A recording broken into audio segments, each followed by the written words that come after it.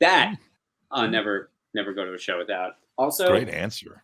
Yeah. Yeah, I'm rarely stunned, but I'm a little stunned. I've never. Okay. Also, I go everywhere with my my Joker backpack.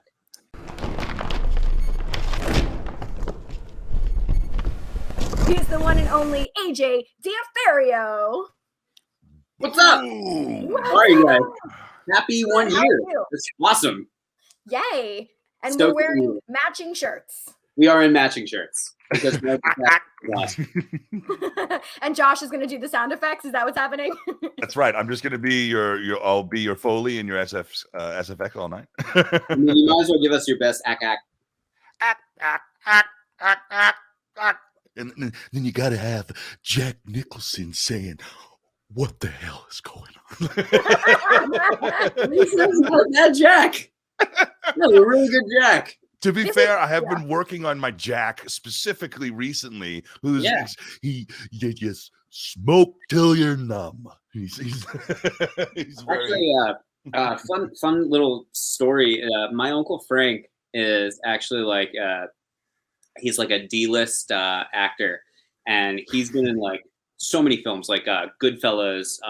He's been in Raging Bull. He's been in True Romance. Wall Street, like a bunch of films. You know him from Ace Ventura. He's the Italian-looking guy that goes like, "I'm gonna shoot that dolphin." Oh, yeah. Yes, I hate him. Yes, okay. That's my uncle. And so he once did a movie with Jack. I can't remember what movie it was, but he said in between takes he powers down like a robot, like completely shuts down. So it's like as soon as they yell action, he snaps right into place. As soon as they yell cut, he's just like. Complete utter radio silence. He said it was the weirdest experience talking to that man. So you can confirm that Jack Nicholson is battery operated. Battery operated and perma-stoned. Whoa. Perma-stoned. I feel very enlightened. So thank you for sharing that. That is very cool. Well, okay, just to kind of like get things underway, AJ, we met in passing-ish. We're like, okay, hello, because we are both part of the Spooky family. And I wanted to know about maybe the first time that you attended Spooky Empire and the most recent time when you and your band actually got to perform at Spooky. Believe it or not, Spooky actually has like a really special meaning to us. My wife and I actually had our honeymoon at Spooky Empire 3 years ago.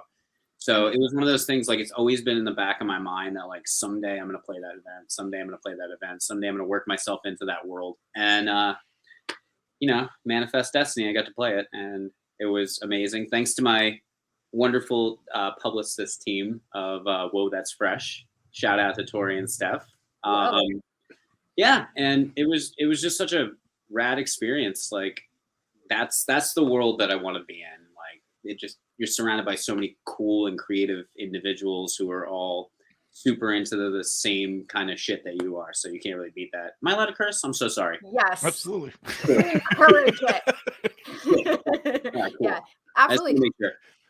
Yeah, I mean, I think that, and Josh, have you been down to a Spooky before?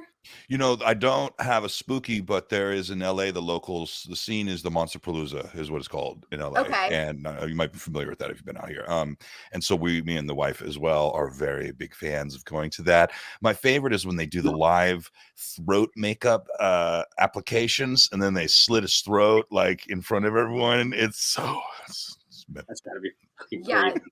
It's pretty crazy too. Depending on how much the actor wants to sell it. Like some of the actors were just like, yeah, my buddy was like selling it. Try putting that on Instagram.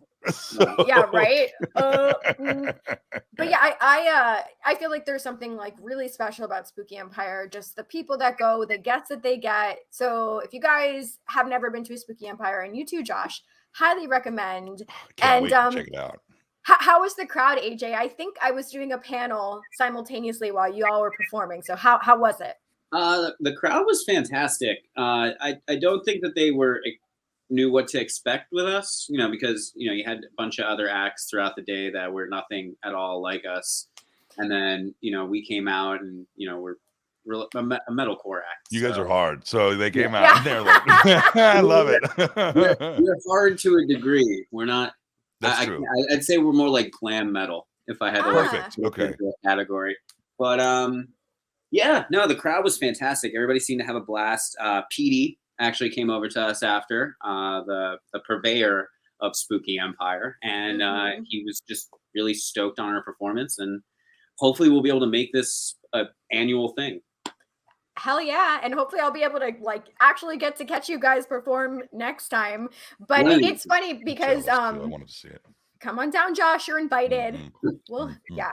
But it's funny because I love the variety of acts that they did have on that stage, because there was everything from oh my gosh, this one lady in her, like, I guess it was a violin and harp act, and it was so beautiful and cool. Wonderful. Followed up by a reptile show, right? There was like reptiles and animals. It's like there's really something for everybody. So yeah, shout out to Spooky Empire, non-sponsored, but anyway. All right, go ahead, Josh. What you got? No, I was listening to tales and being extremely envious of not seeing, the band myself, because especially like when you're announcing with the other performers, where you guys are so visceral and yet harmonic and melodic and emotional. You guys take when she introduced me to this album, I was introduced to your music, and I'm a huge fan recently of Ice Nine Kills, which I know you super love too. So when I'm in my playlist has been you and them pretty much the past 2 weeks. You guys you work so well together. I can't compliment you enough on how much I've enjoyed the album and the whole band. The album is called Evil Things, and it's an amazing journey through. I mean, there's so many different flavors on this album. I really enjoyed it. I'm not just blowing smoke up your ass too. Like, I'm really into the fucking music. And I think some of the songs, like we started off with, are quote unquote, metal, hardcore, blah, blah, blah. But then you guys really go into like, I got a kind of like a Run DMC vibe and some old Beastie Boys vibes on some of the tracks. So I'm really digging it, man. And I really want to say congratulations on putting on a freaking amazing body of work. Thank you. No, honestly, like the reception so far has been really incredible. Like, we've just been sitting on this album for 2 years of just self-doubt and questioning whether it's good enough or if we think that it's good enough. We just kind of got together and tried to be more than just some typical South Florida metalcore hardcore act. We wanted to kind of take all of our individual tastes and kind of mash that together. And really it's more about like throwing back to like when we were in high school, and we really wanted to kind of pay homage to a lot of like bands that basically like kind of paved the way for us. Like you say, like Run DMC and the Beastie Boys, but in our eyes, it's Papa Roach and Limp Bizkit that we're trying to perfect. Pay a little homage to. And it's just, there's some Slipknot vibes in there. There's some Rob Zombie. There's some Metallica. There's like all kinds of different things, and still trying to stay kind of true to the chaotic sound that was our EP, but just kind of giving people a taste of like where we'd like to go in the future. And having like a platform like Dante's Inferno really helped a lot, because it gave us the ability to kind of like deconstruct our sound by kind of figuring out like what the different layers of hell would sound like. Like, you got Sell Your Soul, which is greed. You got Fall With Me, which is lust. You got, Welcome to Hell is your introduction, where Dante meets Virgil for the first time.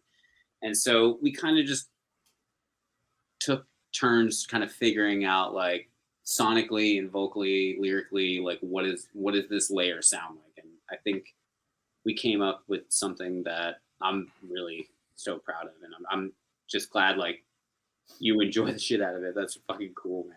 Brother, I sure as fuck did, man. I gotta tell you. Josh, I feel like first of all, I ditto his sentiments, but I feel like Josh, you said it more beautifully than I ever could have. I feel like it's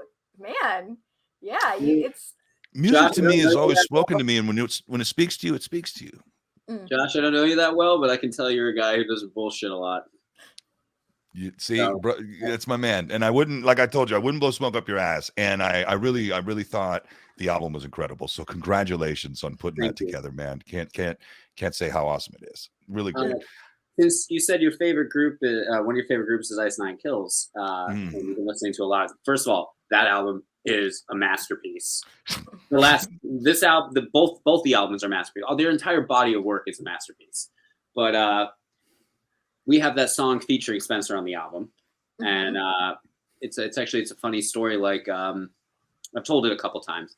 I actually met Spencer back in 2008 when both of our projects were following the Warped Tour. Neither one of our projects were actually on Warped Tour. We were just following the Warped Tour. We eventually worked our way up to being able to play, but I met this kid.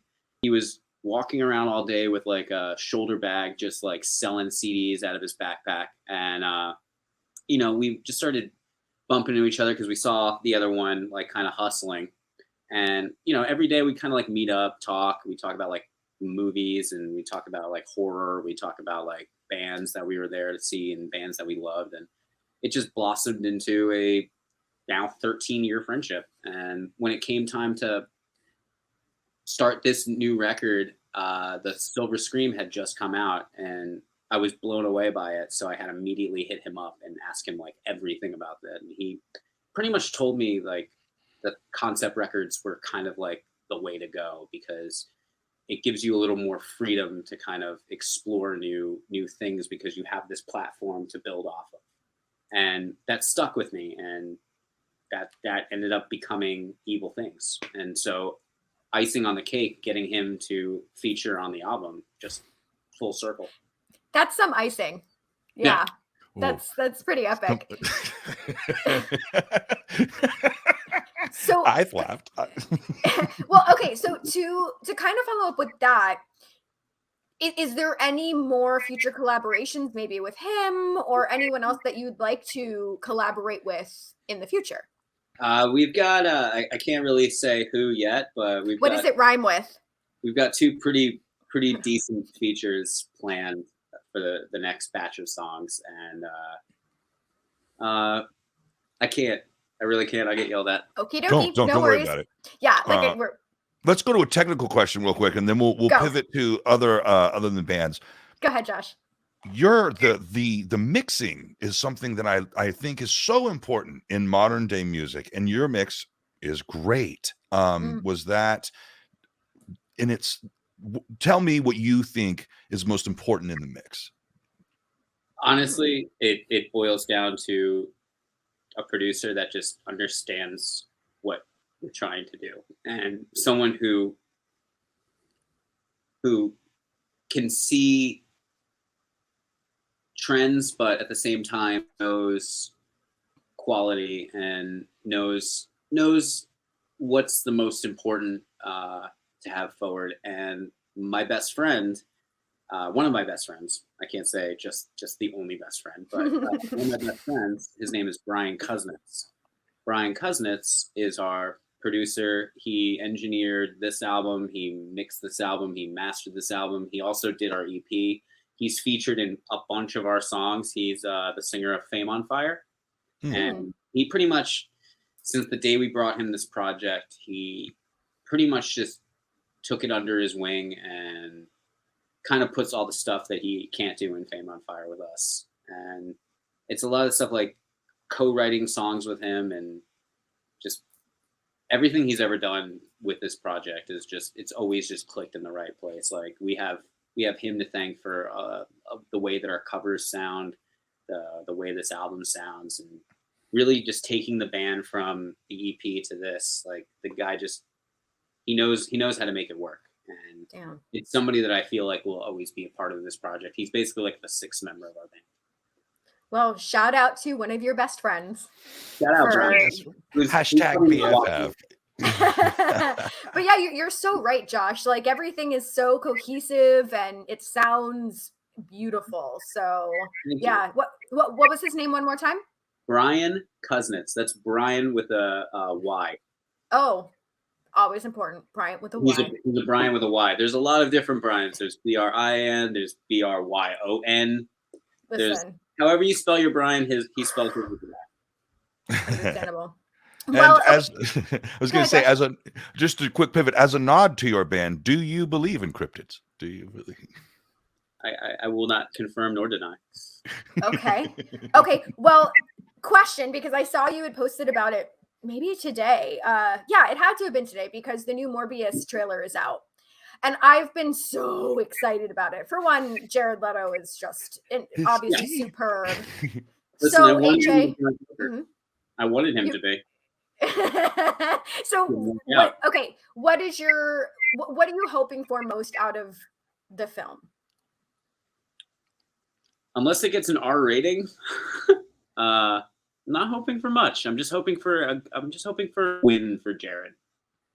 I feel like he's really trying to get his way into the superhero world or supervillain world, and this is it. This is the one for him. So I'm really hoping that it's franchisable. I think it's going to be great.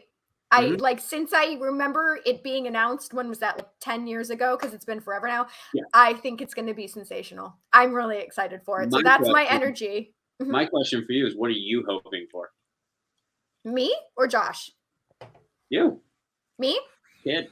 So basically, I'm into, I like superheroes, but more so I love a good supervillain, which is why I was hopeful for Venom. I still haven't seen the second one. I know I need to. So I'm looking for like the next bad guy, essentially, right? Mm-hmm. Like I want to root for the bad guy. And I love vampires and all that stuff. Joker mug. We're all here to root for the bad guy. There it is. Well, okay, we wanted to ask you about that as well. What is the first comic book that you remember reading? And clearly, we know you like the Joker, but do you have a favorite comic book character? Or okay, I like that we can get visuals. This is the best thing about these live streams. We get. I am a big fan of The Crow. Oh. The Crow is one of the first like graphic novels that I actually read as a kid, and it's something that I've always just gone back to and just had to read. Like when I run out of, like, you can see, kind of like I've got a collection over here, and I don't know, this is just like one of those, I always just go back to it. I mean, my first love obviously is, Batman and Batman's Rogues Gallery, because he's got, next to Spider-Man, the best villains. Mm-hmm. And just the story of The Crow, I just think it's a beautiful book. It's just poetic, well written, gorgeous artwork, and the film wasn't that bad either. No, I remember more so like the mood behind the trailers. I think when that movie came out, I was like, it was like 14, to give my age away a little bit. So I was in a very moody place in my life, and it was a nice stamp of the times of. And then City of Angels too, the second one, when that one came out, I remember. I watched it because back in the day, I feel like that's something these kids don't watch maybe these days, is like commercials as much on a television, when you couldn't skip ad on television after 5 seconds. Like, no, we had to watch the whole thing. That's what us old timers did. We used to watch the commercials. My daughter will go up to our big TV and like push it, like, why isn't it skipping? Like, you know what I mean? She pushes the button on the TV, like, why isn't this working? What, your tech sucks, Dad. I'm like, I'm sorry, we haven't got up to that yet. No, but I was gonna say, like, the Crow film, first of all, had one of the greatest soundtracks of all time. So good. Mm-hmm. And I saw, AJ, I think you and your wife dressed like the Crow this year for Halloween. Yeah, it was super last minute. It was one of those things, like, we were so burnt out from like the album release and Spooky, like we just didn't put much thought into it. And then it was just one of those, like, you could put that to costume together, just take some black clothes and some duct tape and you're good to go. There you go. Such is life, isn't it? Such is life. Yeah. That's funny you say the Crow too, because we were mentioning wrestling earlier, and isn't the Crow the reason that Sting turned into Dark Sting similarly, right? Was all based on the Crow. I'll tell you right now, Dark Sting was my favorite incarnation of Sting, hands down. He's still doing it. He's to this day, that gimmick is still riding. You're not gonna drop that gimmick. No. Yeah, from like, what was it, like RoboCop looking Sting? Because they took it to he would literally descend from the rafters. And you're like, Sure would. But Oh, yeah. This weekend also at the convention was Edward Furlong, who I believe was in one of the Crow films, but I can't say that I've seen the one that he was in. Not, is it third or fourth? It's Salvation. Okay. I know I didn't see it, but I know it's the Crow Salvation. No, Salvation's someone else. I can't remember. It's the fourth. We're getting fourth from production. Yeah. I'm not up on my Eddie Furlong Crow movies. Yeah, that's all right. We'll have to all change that. We'll have an Edward Furlong Crow extravaganza. One of those movies that I hope never has a successful reboot. It's not needed. It's not needed. Momoa was going to do it, but I have a dark joke right now, and I won't say it, but I'll tell you guys later about this. Never mind. You're not going to tell us, Josh? No. Or just okay, dokie. He's like, he doesn't want to get us canceled. Okay, yeah, no, I really hope that they can't. They can't. Same with. I know that they tried to reboot The Craft, but I don't think it was as successful. Right? It was just kind of like a. Yeah, it was, right? They did. That's how unsuccessful it was. Like they did. It was something. It was kind of a, and not that I'm knocking this movie or saying it's a bad movie, but it was kind of a 2016 Ghostbusters kind of thing. As the biggest Ghostbusters fan in the world, as one of many, I will even defend only the 2016 movie as saying I didn't hate it because of the actresses picked. I just hate it because the movie sucked. You know what I mean? It just was a shitty movie. You know, everybody did great in the movie. The movie was just not. Yes, Kate McKinnon was really funny in that movie, and people don't give her enough credit in that movie. She's hilarious as Holtzman. Well, they're giving us a new Ghostbusters when? Because I know they keep pushing things back. Are we getting it this year? The Afterlife's coming out in 2 weeks. The new one is coming out. Ghostbusters Afterlife. Look at me, and you can Saturdays at 5 on CBS. You can see it this November 19th because it has Paul Rudd. It does. It's got Paul Rudd in something when it needs like smoothing. Yeah. And many here's the nerd Ghostbusters 2 has a scene in the beginning when there's a boy who says, my dad says you guys are full of crap, and that's why you went out of business. That kid is the director of the new movie. Really? Yes. Wow. Yes, and it's a bit of information. I think he's Ivan Reitman's son, I believe. So it's all in the family now. So I'm looking forward to checking out the couple unlicensed nuclear accelerators in a couple of weeks. I think it'll be a good time. I think it'll be a good time. Oh, I was also going to say real quick side note, because I'm a soundtrack, like I love a good soundtrack. I liked the theme song from Ghostbusters 2. Who is it? Bobby Brown? Ooh, On Our Own. Yes. Yeah, it's good. It's good. Okay. Anyway, let's circle back. Let's talk about you, AJ. So aside from like the obvious, aside from like your equipment, what is one thing that you always like to bring with you to a show? Do you have this too? I guess counts as equipment, but I never go anywhere without this thing. And this is my Dr. Vox vocal warm-up strength training device. It's funny. You actually would enjoy this very much. It's a good way to warm up. Mm-hmm. Basically, what you do is like there's a bunch of vocal warm-ups that come with it, and so pretty much, like.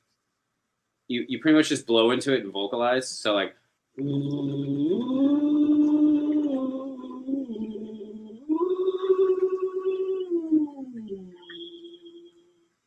so what it does is the measurements on the side, there's like little numbers. So you find your appropriate water level. And basically what it does is it massages your vocal cords and also like the bubbles and whatnot. It's basically like strength training. So it works out your individual micro muscles. So like it relieves like fatigue, builds stamina. It's fantastic. It's completely changed my life. Do you see my eyes? It's changing mine as we speak. So our CD release came around. My in-ears went out. That's why I just went out and purchased new in-ears. The pack kept shorting out. And so like on stage, I ended up having to have friends come up because I couldn't hear myself at all. And I was about to blow out my voice. So the next day, my voice was like in rough shape. So all day long, I did every hour on the hour. I did vocal warm-ups and chugged water. And by the time we hit the stage, my voice is actually in better shape than it's ever been, and it brought it back from the dead. And it's this thing. This thing is fantastic. I will never warm up another way. I've never seen that before, and typically I don't warm up, but now I'm inspired to. That's pretty interesting. Yeah, I need one. It'll change your life. Like, I love that thing. Like, it's I don't know how else to say. I've been working out with it for like 2 months now, and my voice is the best it's ever done. And so that I'll never go to a show without. Also, great answer. Yeah, I'm rarely stunned, but I'm a little stunned. I've never. Okay. Also, I go everywhere with my my Joker backpack. As you should. So that's another one. There you go. It's appropriate. Absolutely. That's a non piece. All right. So we got a couple more questions, and then we're going to go to our game. Oh, yes. What is do you recall like the first memory of music for you? What was the first time something spoke to you? I'd probably say I was a little kid. I was kind of obsessed with the movie Teen Wolf. And so I remember the song Surfing USA by Beach Boys was just like my shit. And I obsessively listened to it over and over again. It had cool guitar work and it had great hooks. And I don't know. Every time I heard it, I would just think about think about Michael J. Fox surfing on top of a van. Cool. This is going to circle back around in a few minutes anyway. Perfect. Yeah. Teen Wolf, great movie. By the way, is it true? And I think didn't we bring this up or in another episode, kid, about how in the last scene there's a guy showing his dick? Okay, Josh. So let me circle back to this because Josh, after you did bring that up, I had to, of course, know everything. So the answer, unfortunately, is no. It's not. It's squash. It is not true. So basically what it was is a person, they were saying it was like a very long shooting day and they were sitting in the bleachers and it was just their pants unbuckled. But like it was not, but there's nothing extra. Right. Josh, I'm so sorry to crush that dream for you. Yeah, urban legend put to rest right here, ladies and gentlemen. But isn't it still weird? I mean, so the fact still remains that there is a man with an unbuckled fly in the scene. Okay, and it's so far away that you're not a woman. Whoever it is, something is happening. Yeah, it's all happening. It can't rain. In a high school gymnasium, there is an unbuckled pair of pants at the end of Teen Wolf. That fact still stands. All right. Yeah. And Teen Wolf 2 is a bop too. I love that movie too. I don't hate Teen Wolf 2. I've grown to love it.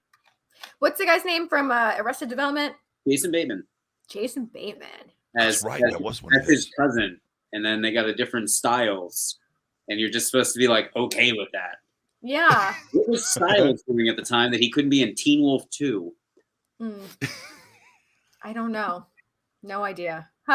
Sad. But okay, let's do another question, and then we'll go to the game. Okay, so this is just kind of like in general that. Obviously, music can severely affect our mood. And okay, let me think. Yeah, music can severely affect our mood. So what is a song that you can listen to that can instantly turn your day around?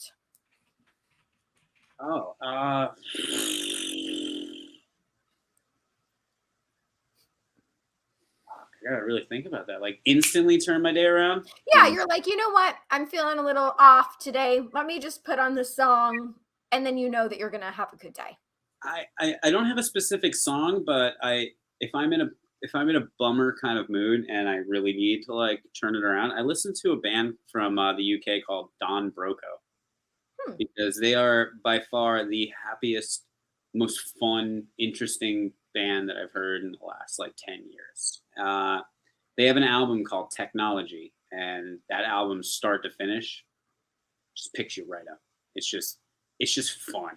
I don't know how else to describe it. I would tell you guys like after this, just go check it out. They are just the coolest band like on the planet. They're heavy, but they're not. They're super pop, and they just sound like a good time.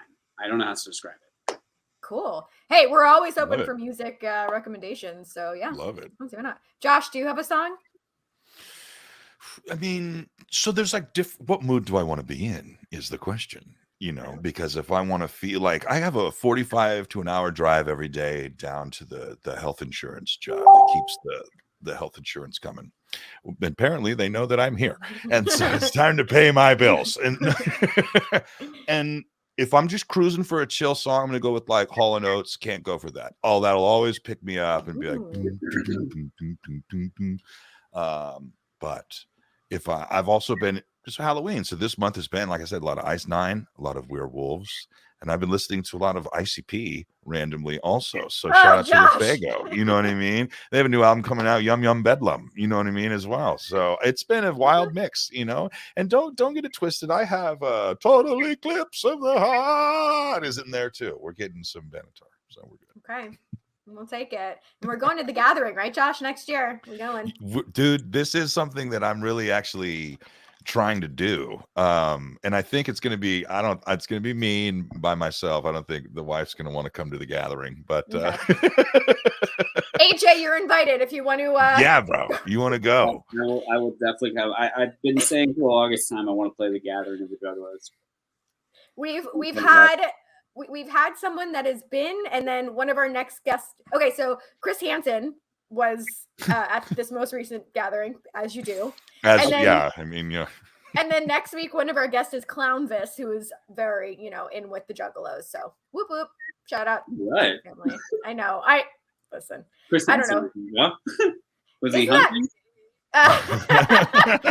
Apparently, like ICP has songs about him, and just Juggalos love Chris Hansen. So ICP has a song called "Instead of To Catch Predators" called "To Kill a Predator," and it's a song about them luring predators into a house and murdering them, and it's an amazing song.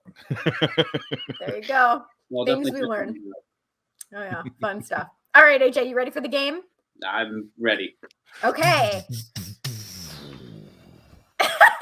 So, AJ, this is a game of Would You Rather. There's no wrong answers. So, yeah, we'll just play. You'll figure it out. All right, Josh, want to read the first one?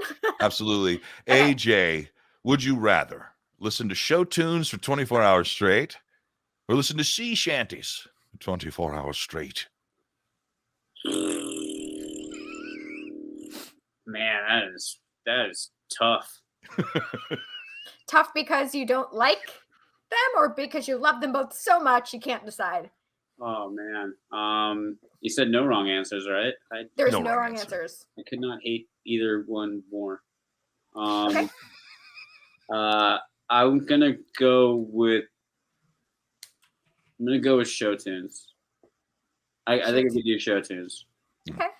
Because there's drinking involved, possibly with sea shanties. You know what I mean? There's drinking. That's even worse. I can't even enjoy the sea shanties being shit-faced and learning them. But the Weller Man. Okay, so we're going show tunes. Okay. The Weatherman come. Okay, here's the next one. Would you rather, AJ, perform with the most recent band you saw live, or perform with the first band you ever saw live? Oh, it's a picture of Jude, by the way. Yeah, Jude in a kiss show. That ain't happening. I don't know. That's another really tough one. These aren't easy. These are hard. I don't think we could perform with Green Day, so I'll probably have to go with the last band that we saw live. So, Beartooth. Oh, that's cool. Beartooth. Okay. Yeah. Beartooth is a good one. Okay, but you never know. I mean, Green Day. Yeah, never say never. I don't think that's a good mix. Okay, fair enough. Okay. I'm not gonna say never. I'm open to it, but I don't think it's gonna be a good mix. You guys do play more than 3 chords, so I will give you that. All right, Josh. Would you rather, my friend, write a concept album based on comic books, or write a concept album based on cryptids? I'm gonna have to go with comic book. I feel like I'd have to really deep dive into cryptids. Not that I don't appreciate cryptids. I feel like I would give personally more to comic books, especially villains. Okay, perfect. Right answer. Good answer. Okay, good answer. Here's the next one. AJ, this one's tough. Would you rather do a worldwide tour of Knotfest or perform at Lollapalooza? That's an easy one. Knotfest. For sure. Lolla's overrated nowadays. Is it? Oh man. Well, not for bands. I think absolutely Lollapalooza is not a band friendly show anymore. It's a act friendly show of pop, and that's not a bad thing. You know what I mean? It's just different. It's just a different vibe these days. So I would give anything to be a part of Knotfest. Okay. Putting that out there in the universe. Yeah. All right. Next one, Josh. Moving right along. Would you rather, my friend, be part of the DC universe or be part of the Universal Monsters universe? Invisible Man or Superman? Which one? We said DC because we at least got that right with Mr. J. So we got the DC right. I'm gonna have fuck, man. I'm just gonna have to go with DC just because I would love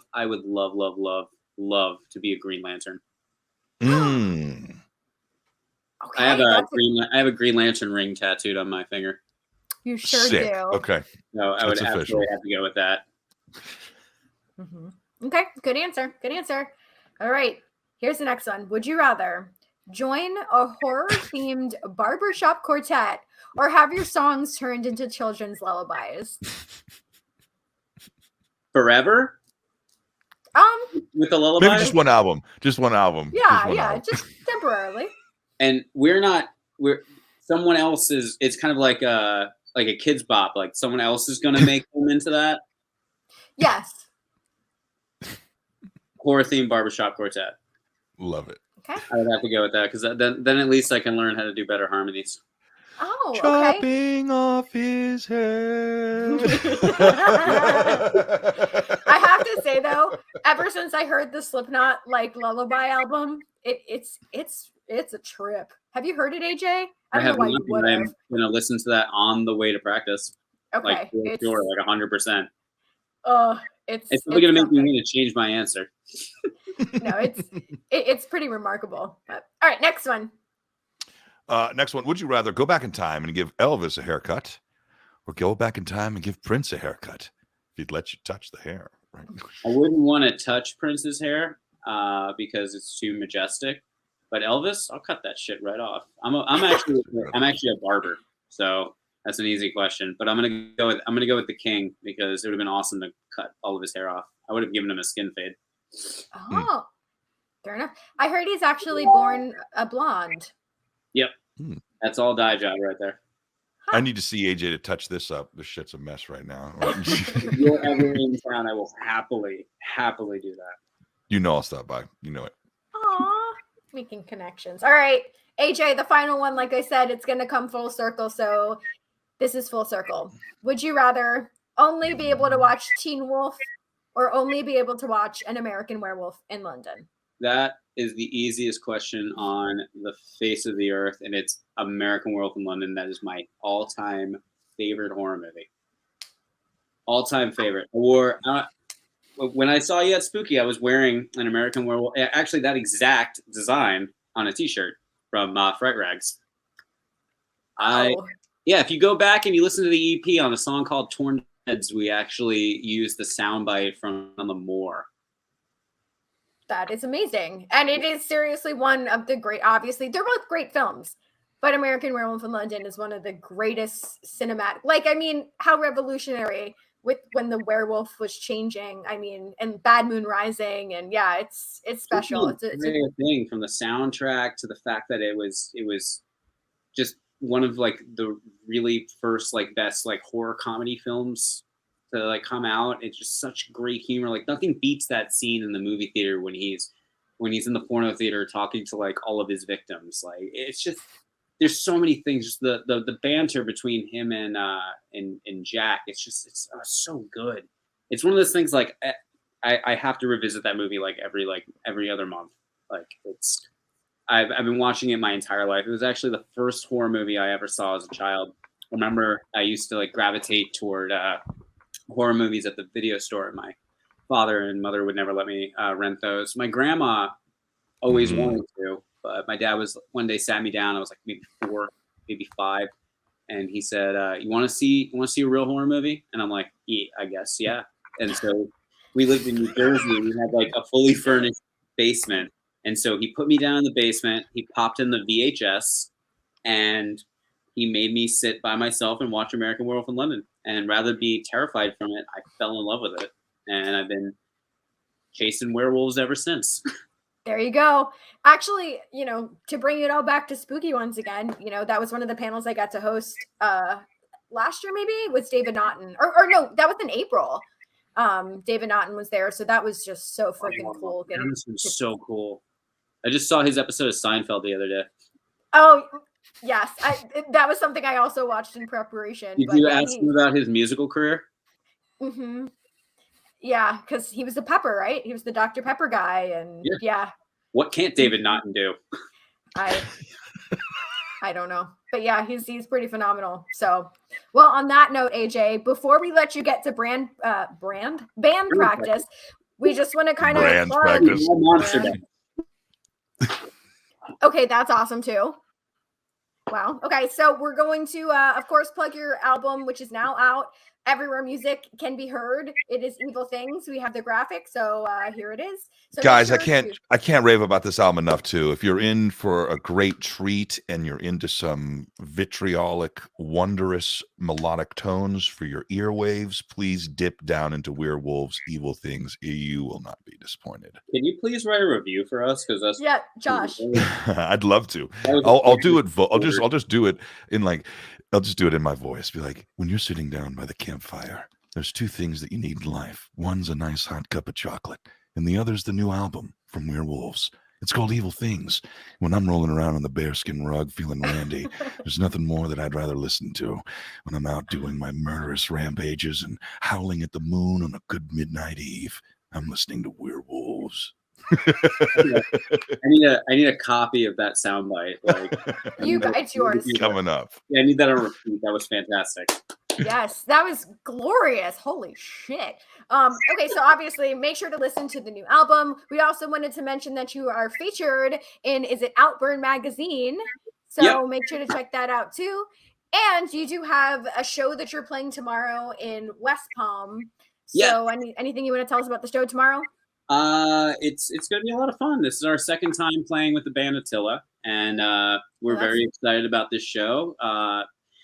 Tickets are still available, I believe. They're $25. Show doors open at 6, and we're on at 8:20. So come hang out, come meet us. We'll be at our merch table the whole time, swindling people into buying this. What you say is a good record, what we say is an all right record, but hopefully people will like it. I don't know. Maybe it's figure it out. Respectables is it Respectables, right? I've been there for like the emo nights and stuff. It's a fun street in downtown West Palm in the Clematis 500 block. There it is. Our home. There it is. We love playing there. Fun. Well, before we do wrap it up and let you get to band practice, which I can now say, we want to go over our upcoming guests. So next week we are welcoming back. Thursday. That's right. We have a show on Thursday. So there's this little documentary coming out called Surviving SuperCon that I got to be part of. So we have the director and star of it. We have Stephen Che and Sandy Martin will be joining us. So that'll be a lot of fun. If you ever want to know about the inner workings of a convention, that's a documentary to watch. Next week, we're welcoming back Matt Riley, who is the bassist for Avril Lavigne, and Matt Fuller, who is from the band Puddle of Mud. That's going to be a lot of fun. The following Thursday, Clownvis, guys. We have Clownvis. So exciting. Whoop, whoop. Whoop, whoop. The following Thursday, from Jackass and Viva La Bam, we have Rab himself. And then we're ending out the month.